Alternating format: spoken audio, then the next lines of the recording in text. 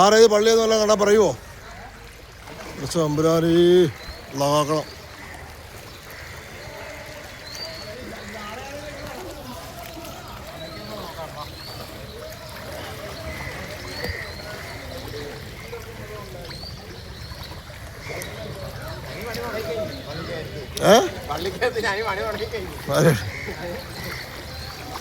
വരുന്നു പിള്ളേരെ പള്ളിക്കുള്ള കയറാറ്. നീന്താ